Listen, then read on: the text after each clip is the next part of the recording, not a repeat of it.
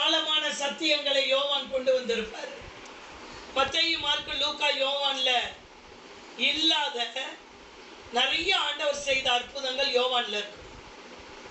38 வருடமாய் Bethesda குளத்தண்டையிலே படுத்திருந்த ஒரு மகனுக்கு தேவன் சுகம் கொடுத்ததெல்லாம் இது 3ல இருக்காது, யோவான்ல இருக்கும். யோவான் நிறைய தேவனுடைய ஜெபத்தை எழுதி இருப்பார். தேவன் ஜெபித்த ஜெபங்களை 17வது அதிகாரத்தில் யோவான் தான் எழுதியிருப்பார். அதனால யோவான் சுவிசேஷம் ரொம்ப விசேஷமான ஒன்று. உலகத்தில் எந்த மனுஷனையும் பிரகாசிப்பிக்கிற ஒளி அந்த மெய்யான ஒளி. ஆதியில வார்த்தை இருந்தது, வார்த்தை தேவனிடத்தில் இருந்தது, வார்த்தையே தேவனாய் இருந்தது. இவைகளை எல்லாம் ரொம்ப நோட் பண்ணியிருப்பார் இந்த யோவான். ஏன்னா யோவான் தான் ஆண்டவருடைய மார்பிலேயே சாய்ந்து கொண்டு நிறைய அவருடைய காரியங்களை தெரிந்து கொண்டது. மீதி எல்லாரும் இருக்கிற 11 பேரை காட்டிலும் இந்த யோவானுக்கு விசேஷத்த கிருபை. இந்த யோவானை என்ன பண்ணாங்க, இயேசு கிறிஸ்து மரித்த உடனே அவர் அப்போஸ்தல நடபடிகளிலே ஊழியம் செய்து கொண்டிருந்தார். பாதியிலே இருக்க மாட்டார், ரொம்ப வரமாட்டார். 3வது அதிகாரத்துக்கு மேல இந்த யோவான் வரமாட்டார். அவரை கொண்டு போய் நாடு கடத்திடுவாங்க. பத்மு என்ற தீவிலே அவரை கொண்டு போய் ஒரு சின்ன ஒரு ஆள் குனிஞ்சுதான் போகணும். அப்படிப்பட்ட ஒரு சிறைச்சாலையில அவரை அடைச்சிருவாங்க. இவர் இங்க இருந்தா நிறைய ஆண்டவரை பத்தி சொல்லிடுவாரு அப்படின்னு கொண்டு போய் அங்க அடைச்சிருவாங்க. பகல் நேரங்களில் அவரை திறந்து விடுவார்கள். அந்த பத்மு தீவை சுற்றிலும் மலைகள் இருக்கும், அது உடைக்க வைப்பாங்க. திரும்பவும் கொண்டு போய் அதிலே அடைத்து விடுவார்கள். அந்த சமயத்திலே தான் வானம் திறக்கப்பட்டு அந்த பத்மு தீவுல இருந்தாரு பாருங்க, அப்பதான் இந்த வெளிப்படுத்தின விசேஷத்தை கர்த்தர் அவருக்கு எழுத வைக்கிறார்.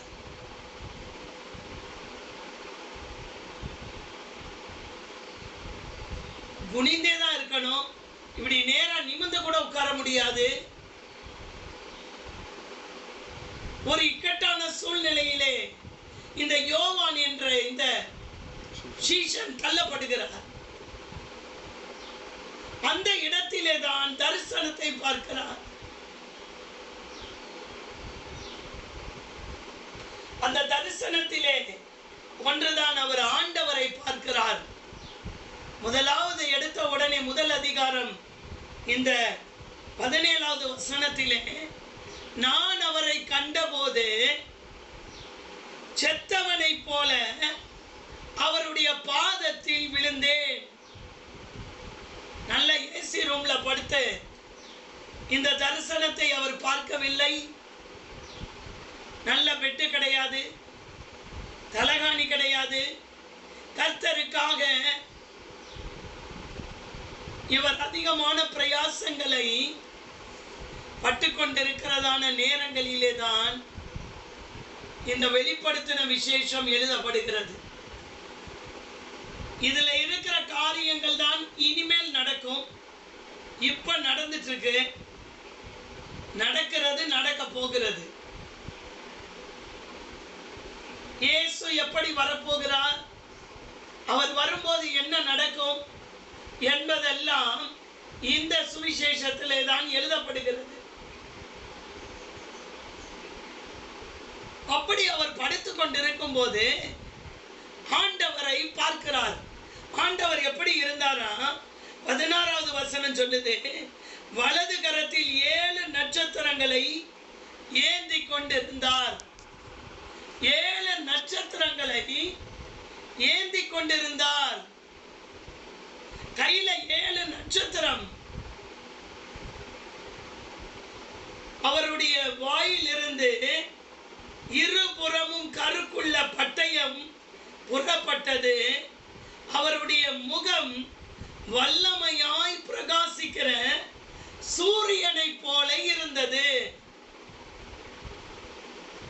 வாயிலிருந்து பட்டயம் புறப்படுகிறது. பட்டயத்துல நம்ம கத்தியெல்லாம் வாங்குறோம்ல, ஒரு பக்கம் தானே ஷார்ப்பா இருக்கும். ஆனா ஆண்டவருடைய நாவிலிருந்து இருபுறமும் கருக்குள்ள பட்டயம் புறப்பட்டது. இங்கே 3 காரியங்கள் எழுதப்பட்டிருக்கிறது. ஒன்று கை, இன்னொன்று முகம், இன்னொன்று நாவு. 3 காரியங்கள் இயேசுவை குறித்து, பரலோக தேவனை குறித்து இங்கே எழுதப்பட்டிருக்கிறதா? அவருடைய முகம் வல்லமையாய் பிரகாசிக்கிற, வல்லமையாய் அப்படின்னா சூரியனை காட்டிலும் வெயில், நல்ல வெயில் அடிக்கும் போது மதியானம் 12 மணிக்கு எப்படி இருக்கும்? வெளியே போவாதீங்கன்றாங்க. அந்த வெயிலினுடைய தாக்கம் அவ்வளவு பயங்கரமாக இருக்கும். போய் அப்படி நின்னெல்லாம் வெளியே முதல்ல கீழே பார்க்க முடியாது. வானத்தில் சூரியனை பார்க்க முடியுமா? அதை காட்டிலும் வல்லமையாய் அவருடைய முகம் பிரகாசமாய் இருந்ததா. இந்த சிறைச்சாலையில வைத்து பரலோக தேவனை பார்க்கிறார் இந்த மனிதன். மீன் பிடித்துக் கொண்டிருந்தவர்கள், படிப்பறிவில்லாதவர்கள், பேதமை உள்ளவர்கள். வேதம் சொல்லுகிறது அப்போஸ்தலர் 2வது அதிகாரத்தில், படிப்பறிவில்லாதவர்கள், பேதமை உள்ளவர்கள், இவர்கள் இயேசுவோடு கூட இருந்தார்கள் என்று அறிந்து கொண்டார்கள். இவர்கள் இயேசுவோடு கூட இருந்தார்கள். எப்படி இவர்களுக்கு இவ்வளவு ஞானம் இருக்கிறது என்று ஜனங்கள் பார்க்கும்போது, இவங்க இயேசு கூட இருந்தாங்க. இப்ப இயேசுவை அவங்க கூட இருந்தப்ப பார்த்தது வேற, பரலோகம் போன பிறகு இயேசுவை பார்த்த விதம் வேற. இந்த உலகத்திலே அவர் 2000 வருடங்களுக்கு முன்பாக இவர்களோடு கூட இருந்த இயேசுவை எல்லாரும் பார்த்தாங்க.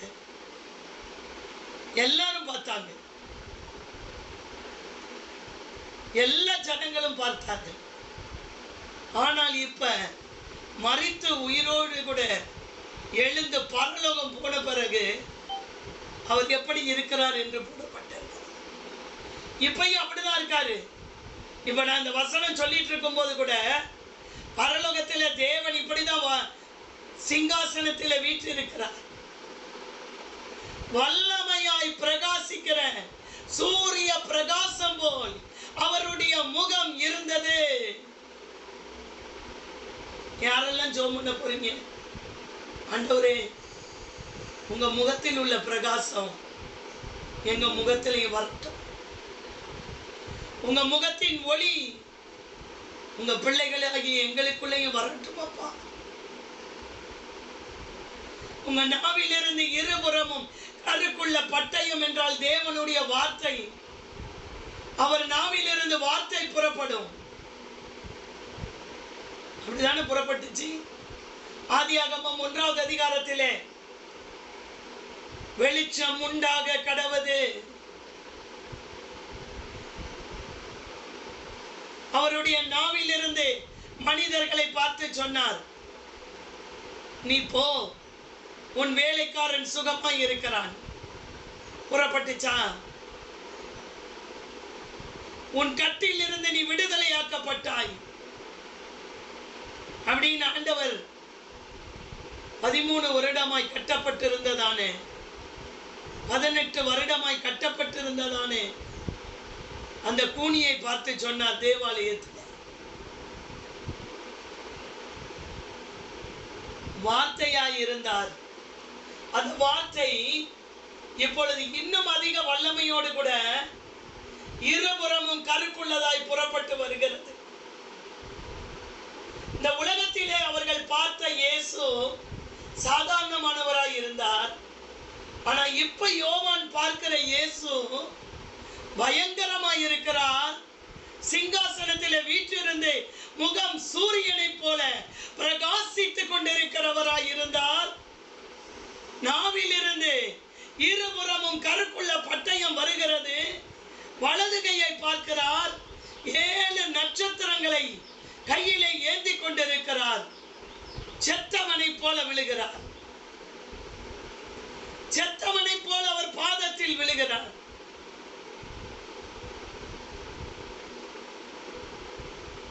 அவரை சிலுவையில அறைந்த அந்த இயேசு போல இப்ப பார்க்கல. பரலோகத்திலே இயேசு மகிமையாய் வீற்றிருக்கிறார். மகிமையாய் வீற்றிருக்கிறார். மகிமையாய் வீற்றிருக்கிறார். சர்வ வல்லமை உள்ளவராய் வீற்றிருக்கிறார். அவரை பார்த்து செத்தவனை போல் விழுந்து விட்டார். அவ்வளவுதான், மூச்சு பேச்சு இல்லாம விழுந்துட்டார். அப்பொழுது அவர் தம்முடைய வலது கரத்தை என் மேல் வைத்து என்னை நோக்கி, பயப்படாதே. வலது கரத்தை என் மேல் வைத்து, அந்த வலது கரத்தில் தானே 7 நட்சத்திரம் இருந்தது. அந்த கரத்தை ஆண்டவர் யோவான் மேல் வைக்கிறார். எத்தனை பேர் கேட்க போறீங்க, ஆண்டவரே இந்த வசனத்தை நான் சொல்லிட்டு இருக்கும் போதே, படித்து கொண்டிருக்கும் பொழுதே, உங்க வலது கரத்தை என் மேல வைங்கப்பா, என் மேல வைங்கப்பா, என் அருகில வந்து நின்று என் மேல வைங்கப்பா. கர்த்தருடைய கரம் எலியாவின் மேல் பலமா இருந்தபடியினால் ஆகாபுடைய ரதத்திற்கு முன்பாக ஓடினான். ரதத்தை காட்டிலும் கரம் வல்லமை உள்ளது. ஆகாப் யாருங்க? என்ன கொட்டல சுத்திட்டு இருக்கிறவரா? ராஜா, இஸ்ரவேலிலே ராஜா. ரதம் என்ன சும்மா சாதாரண ரதம் வச்சிருப்பாங்க? எவ்வளவு ஸ்பீடா ஓட முடியுமோ அந்த ரதத்தை வைத்திருந்தார். ஆனா வசனம் சொல்லுது, எலியாவின் மேல் கர்த்தருடைய கரம் இருந்தபடியினால் ஆகாபுடைய ரதத்தை காட்டிலும் வேகமாய் ஓடினாராம். இப்படி பார்த்து இப்படி பார்க்கறதுக்குள்ள எங்க போனாருன்னே தெரியல. போய் சேர வேண்டிய இஸ்ரேலுக்கு இவர் வர்றதுக்கு முன்னாடி போயிட்டார். ரதம் பெருசா கரம் பெருசா? கர்த்தருடைய கரம் தான் பெரியது. கரம் இருந்தால் போதும். கர்த்தருடைய கரம் என் மேல் இருந்தால் போதும். அவருடைய வலது கரம் என் மேல் வைக்கப்பட்டால் போதும். அதைத்தான் இப்பொழுது யோவான் மேல் வைக்கிறார். வலது கரத்தை பிடித்து, வலது கரத்தை என் மேல் வைத்து இருக்கா, வலது கரத்தை என் மேல் வைத்து, என் மேல் வைத்து என்னை நோக்கி, பயப்படாதே, நான் முந்தினவரும் பிந்தினவரும் உயிருள்ளவருமாய் இருக்கிறேன். வலது கரத்தை வச்சு என்ன சொன்னாரு? உனக்கு முன்னாடியே நான் இருக்கிறேன்பா,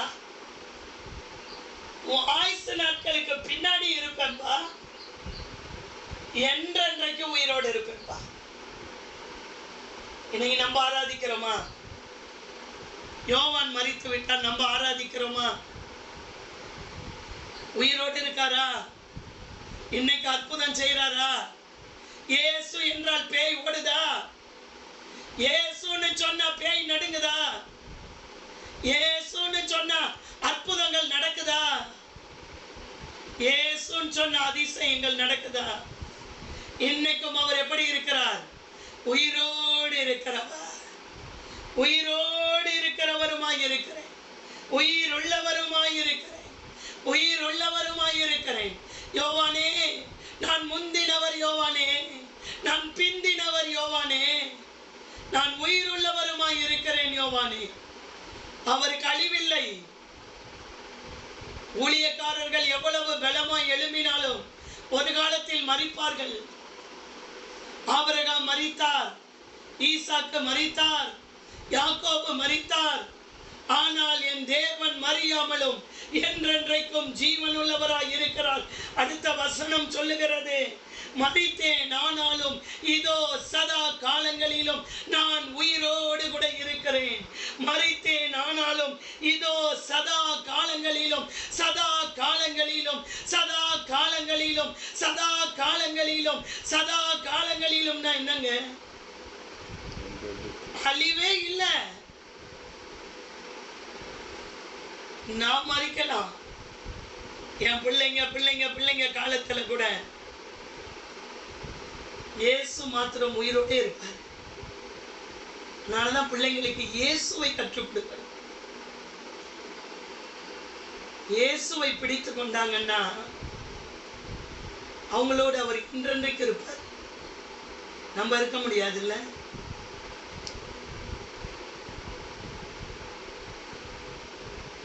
உயிரோடு எழுந்தவரே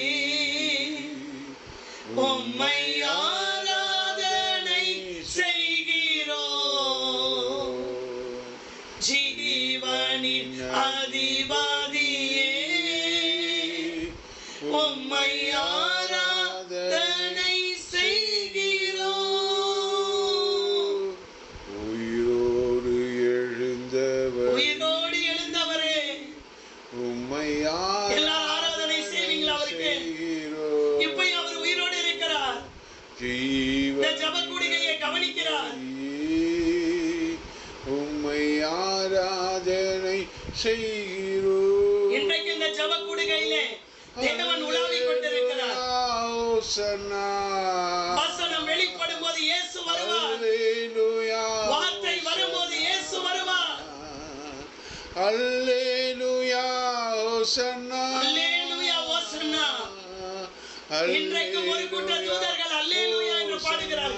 இந்த நிமிஷத்துல, இந்த செகண்ட்ல, 6:26, 6:26, 28 இந்த நிமிஷத்துல பரலோகம் அல்லேலூயா என்று பாடிக்கொண்டிருக்கிறது. இன்றைக்கும் சதா காலங்களிலும் உயிரோடு கூட இருக்கிறார். அல்லேலூயா ஹோசன்னா. மரித்தேன் ஆனாலும் இதோ இதோ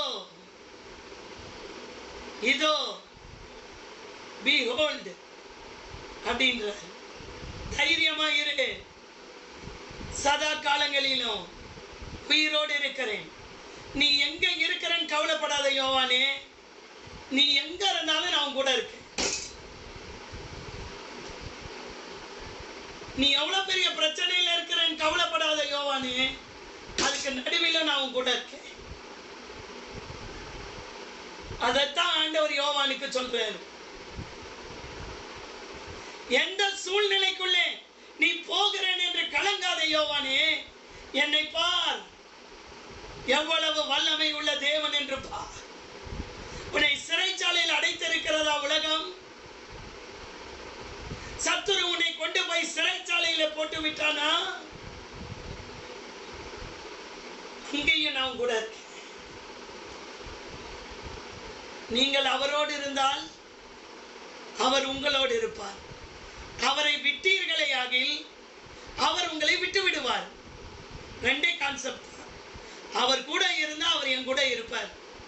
அவரை வேண்டான்னு நான் விட்டுட்டா அவர் என்ன விட்டுருவாரு? வேண்டான்னு போச்சு ஒரு கூட்டம், விட்டுட்டாரு. வேணும்னு வந்துச்சு 120 பேரு.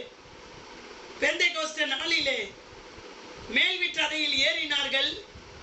அவங்க கிட்ட வந்தாரு. இது கடினமான உபதேசம், இதை யார் பின்பற்ற கூடும்? போயிட்டாங்க, விட்டுட்டாரு. எவ்வளவு பெரிய கூட்டம் இருக்கிறது என்பது கர்த்தருக்கு பெரிதல்ல. எவ்வளவு தேவனோடு இருக்கிறோம் என்பதுதான் பெரியது. ஒருவன் 1000 பேரை துரத்துவான், இருவர் 10,000 பேரை துரத்துவார்கள். ஒரு எலியாவை வச்சுதான் கர்த்தர் தேசத்தையே கலக்கினார். 9 எலியா இல்ல, ஒரு எலியா.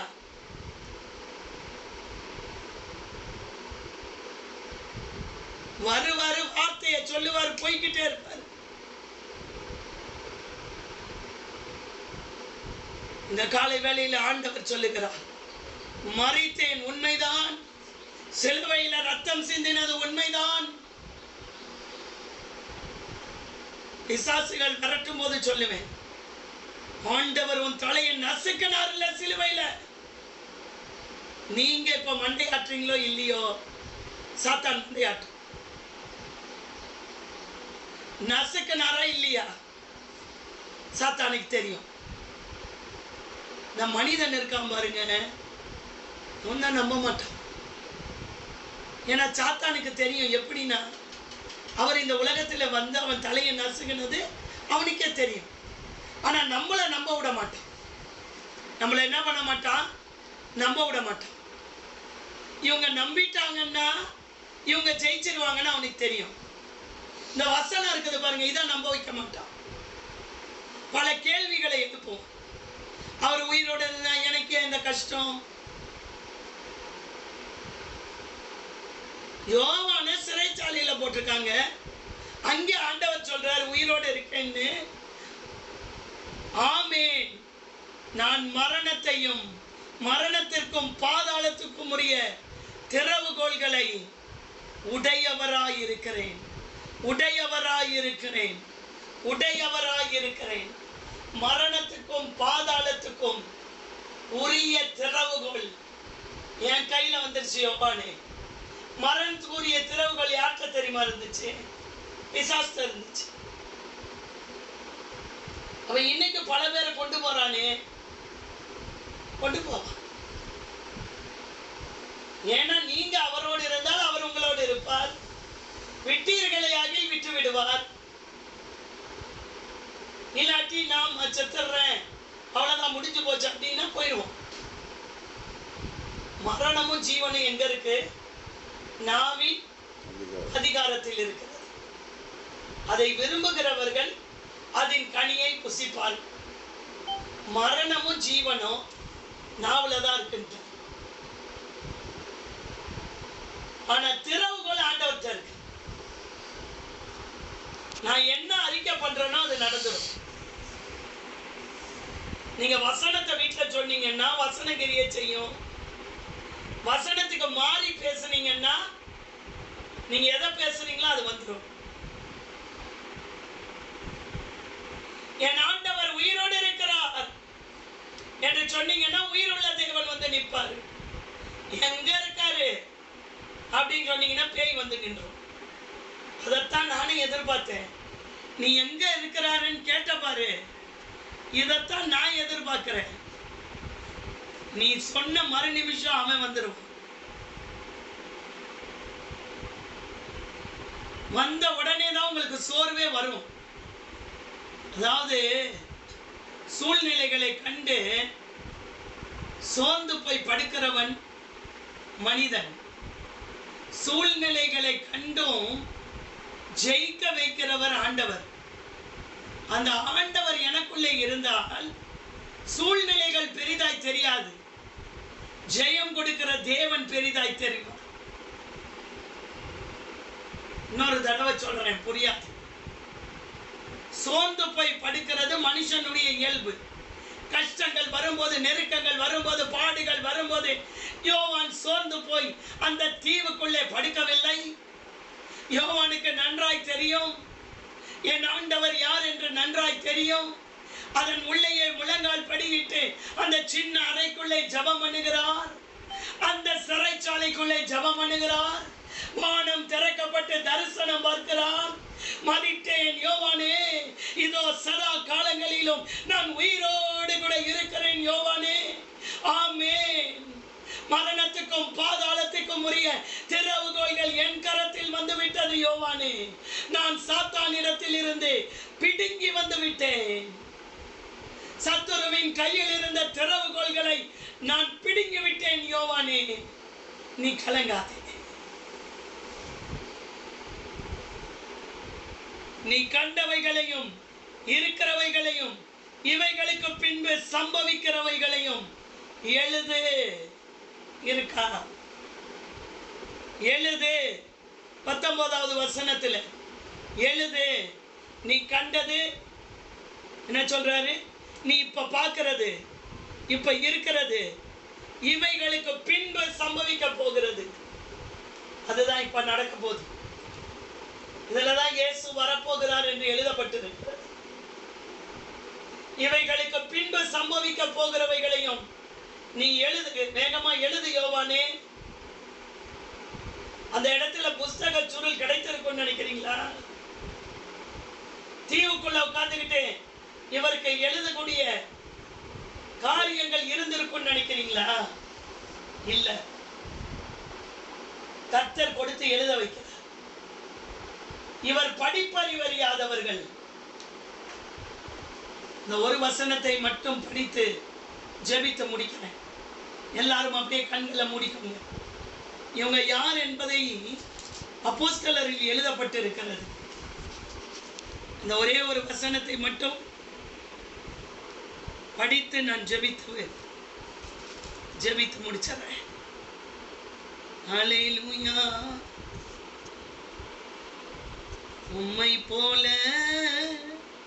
நல்ல தேவன் யாரும் இல்லையே, உம்மை போல வல்ல தேவன் யாரும் இல்லையே, உம்மை போல நல்ல தேவன் யாரும் இல்லையே, உம்மை போல வல்ல தேவன் யாரும் இல்லையே.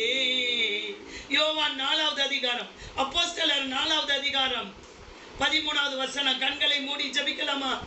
பேதுருவும் யோவானும் பேசுகிற தைரியத்தை அவர்கள் கண்டு, பேதுருவும் யோவானும் பேசுகிற தைரியத்தை அவர்கள் கண்டு, எந்த யோவான்? இங்கே சிறைச்சாலையில இருக்கிறாரே, இப்போது தரிசனம் பார்த்து கொண்டு இருக்கிற யோவான் தான்.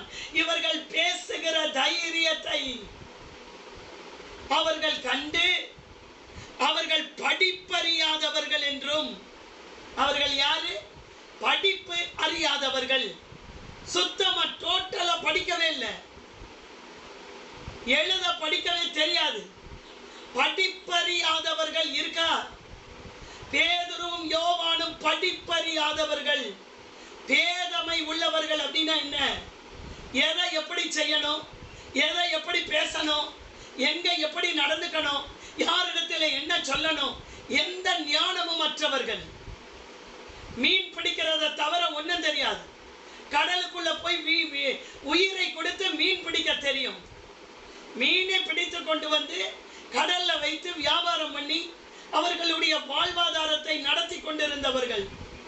படிப்பறியாதவர்கள், வேதமை உள்ளவர்கள் என்று அறிந்தபடியினால் ஆச்சரியப்பட்டு ஜனங்கள் எல்லாரும், பிரதான ஆசாரியர்கள், தேசம் நடுங்குகிறது இவர்களுக்கு முன்பாக. ஆச்சரியப்பட்டு இவர்கள் இயேசுவோடு இருந்தார்கள் என்று அறிந்து கொண்டார்கள்.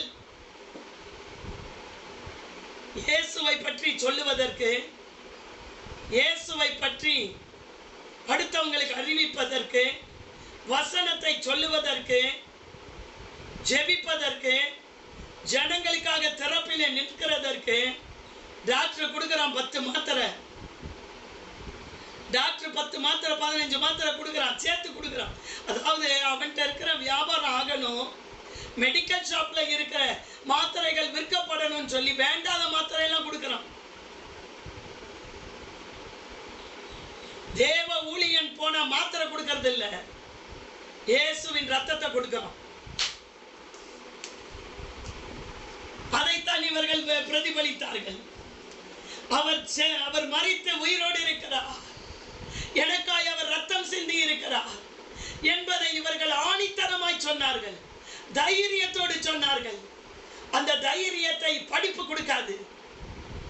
அந்த தைரியத்தை நாம் படித்த பட்டம் பதவிகள் கொடுக்காது. மனிதன் கொடுப்பது சைடு எஃபெக்ட் வரும். இயேசு கொடுக்கிறது இருக்கிறதெல்லாம் வெளியே போகும். வயிற்றுல மருந்து போட்டிருந்தா மருந்து வெளியே போகும், பேய் இருந்தா பேய் வெளியே போகும். பேய் போகும்போது நோயும் போகும். பேய் போனா நோயும் போகும். ஒரே கான்செப்ட் தான். பேய் இருந்தா நோய் இருக்கும், பேய் போனா நோய் போகும். ஆண்டவரே, இந்த இரவு காலை வேளையில மரித்தேன். இவங்களை பார்த்து என்ன சொல்றாரு? நீ கண்டவைகளையும் இருக்கிறவைகளையும் சம்பவிக்கிற போகிறவைகளையும் எழுது. எழுதவே தெரியாது ஐயா. இவர்கள் படிப்பறியாதவர்கள் இருக்கா? நான் வசனத்தை தான் சொல்றேன். இவர்கள் இப்படி இருந்திருப்பார்கள் என்று நானா யூகித்து சொல்லல, வசனத்தை தான் சொல்றேன். பேதுருவையும் யோவானையும் பார்த்து என்ன சொன்னாங்க? இவர்கள் படிப்பறியாதவர்கள். ஒரு சுருள் கொண்டு வந்து கொடுத்தா படிக்க தெரியாது, ஒரு வரி கூட படிக்க தெரியாது. படிப்பறியாதவர்கள். இப்ப இவங்களை பார்த்து எழுதுங்கிறார் ஆண்டவர், கற்றுக் கொடுக்கிறார். எழுது, எழுது. அந்த எழுதி கொடுத்தது தான் அந்த வெளிப்படுத்தின விசேஷம். அப்படி எழுதப்பட்டு நம்ம கைகளிலே வந்தது தான் வெளிப்படுத்தின விசேஷம். ஜெபித்து முடிக்கலாமா? மரித்தேன், சதா காலங்களிலும் உயிரோடு கூட இருக்கிறேன், உயிரோடு கூட இருக்கிறேன். உயிருள்ள தேவனாய் என் ஆண்டவர் இருக்கிறார். உயிருள்ள தேவனாய் என் ஆண்டவர் இருக்கிறார். உயிருள்ளவருக்கு உயிருள்ள ஆராதனை பண்ணுங்க. உயிரோடு இருக்கிறவருக்கு இன்னும் வல்லமையா வாழ உதவ ஆண்டவர் எனக்கு கிருபை பாராட்டுங்க. படிப்பு இல்லையா, ஞானம் இல்லையா, ஆண்டவர்கிட்ட கேளுங்க. படிக்கலப்பா, நான் நிறையா படிச்சவங்களுக்கெல்லாம் போதிக்க வைப்பார். படித்த டாக்டர் எல்லாம் கூட ஆண்டவரை தேடிதான் வரணும். மருந்தினால் நடக்காதது இயேசுவின் இரத்தத்தினால் நடக்கும். மாத்திரையினால் நடக்காதது இயேசுவின் இரத்தத்தினால் நடக்கும். அவர் தாமே நம்முடைய பலவீனங்களை ஏற்றுக்கொண்டு நோய்களை சுமந்தார். கால்வலி, கைவலி, வயிறு வலி, தலைவலி, வேற என்னெல்லாம் வலி இருக்கு, அத்தனை வலிகளும் இயேசுவின் இரத்தத்துல போகும். தழும்புகளால் குணமாகிறோம். ஏசாயா 53:6. மரித்தேன், யோவானே மரித்தார். இயேசுவை குறித்து எத்தனை ஜெனரேஷன் தாண்டி வந்து இந்த காலை வேளையில இந்த நிமிஷத்துல என் உயிரோடு இருக்கிற தேவனை நாம் ஆராதிக்கிறோம். யோவான் பார்த்திருப்பாரா? இந்த காலையில இப்படி ஒரு ஜப கொடுக்க இருக்கும், இதுல வசனம் சொல்லுவாங்க. இதுல அவர் எழுதி கொடுத்த, தேவன் எழுதி கொடுத்த வசனத்தை எடுத்து இந்த ரெஜினா என்ற இந்த அம்மா படிப்பாங்க. இதை இந்த ஜப கூடுகையில வருகிறவங்களுக்கு சொல்லுவாங்க. அப்படின்னு யோவானுக்கு எழுதும்போது தெரியுமா? தெரியுமா? தெரியாது. ஆனா இயேசு என்னுடைய பிறப்பும் தெரியும். அவர் முந்தினவர், அவர் பிந்தினவர், அவர் முந்தினவர், அவர் பிந்தினவர், அவர் சதா காலங்களிலும் உயிரோடு இருக்கிறவர், உயிரோடு இருக்கிறவர். ஜப கொடுகையில வர்ற ஒரு பொண்ணு சொல்றா, சிஸ்டர், நீங்க சொல்ற இந்த வசனத்தை கேட்க கேட்க கேட்க கேட்க 12 வருஷத்துக்கு முன்னாடி நான் உங்களை பார்த்திருந்தேன்னா கல்யாணமே பண்ணிக்காம நான் இயேசுக்காக வாழ்ந்திருப்பேன் போல இருக்குது. இந்த வசனம் எனக்குள்ள அவ்வளவு வல்லமையா கிரியை செய்து சிஸ்டர், ஏதோ ஒண்ணு எனக்குள்ள செய்து. அப்படியும் வசனத்தை கேட்கிறாங்க உள்ள வர்றவங்க. அவ இன்னைக்கு வரல. அவ சொல்றா போன் போட்டு, 12 வருஷத்துக்கு முன்னாடி எங்க இருந்து வந்தீங்க சிஸ்டர் எங்க வாழ்க்கைக்குள்ள? எப்படி வந்தீங்க? எங்க அம்மா கேட்கறாங்க, இந்த சிஸ்டர் எப்படி உனக்கு உன் வாழ்க்கைக்குள்ள வந்தாங்க? இவ்வளவு பெரிய அற்புதங்கள் நடந்திருக்குது, எப்படி வந்தாங்க?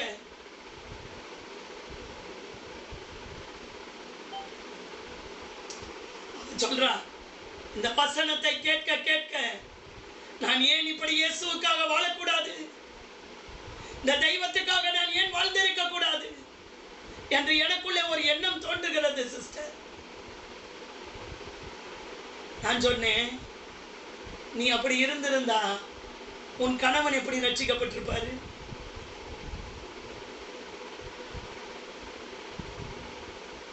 உன் கணவனை ரட்சிக்கப்படணும்னு ஆண்டவர் உன் மூலியமா தானே வச்சிருக்காரு. உன் மூலியமா தானே இப்ப உன் கணவன் இல்லாட்டினா நரகத்துக்கு போயிருப்பாரு. நீ தெரிந்து கொண்டு இப்ப உன் கணவனுக்கு சொல்லணும்ல. யார் யாருக்கு என்ன கிருபைகள் இருக்குதோ அதுதான் அப்படி வசனத்தை கேட்கிறாங்க. இந்த வசனத்தை கேட்க கேட்க சிஸ்டர், நான் ஏன் ஆண்டவருக்காகவே இப்படி 12 வருஷத்துக்கு முன்னாடி உங்களை பார்க்கலையே,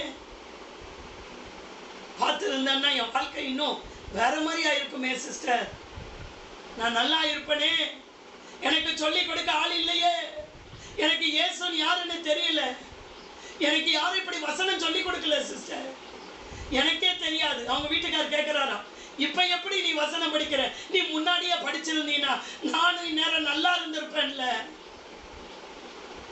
நானும் இந்நேரம் நல்லா இருந்திருப்பேன்ல, நான் இவ்வளவு பாவம் செய்திருக்க மாட்டேன்ல, இப்ப வந்து வசனத்தை எல்லாம் சொல்லி தரியே, நான் இப்ப அழிஞ்சுகிட்டு இருக்கிறேனே, எனக்கே தெரியாது. இப்பதானே அந்த சிஸ்டர் எனக்கு வாழ்க்கைக்குள்ள வந்தாங்க, இப்பதானே சொல்லி தராங்க, இப்ப சொல்லி தரதுனால தானே எனக்கே தெரியுது. இந்த காலை நேர ஜெபம் மிக முக்கியமானது. இந்த ஜெபத்தை சொல்லும் போதே பேய் நடுங்குவான். உண்மையா சொல்றேன், நீங்க இந்த ஜெபத்துக்குள்ள எப்படி வரீங்கன்னு எனக்கு தெரியாது, அதனாலதான் என் தொண்டையை கட்டுவான். அல்லேலூயா. உயிரோடு இருக்கிறார், உயிரோடு இருக்கிறார், போற்றப்பட்டு கொண்டு இருக்கிறார். இந்த நாள் முழுக்க அவரை ஆராதிங்க, ஸ்தோத்திரம் பண்ணுங்க, அல்லேலூயா சொல்லுங்க.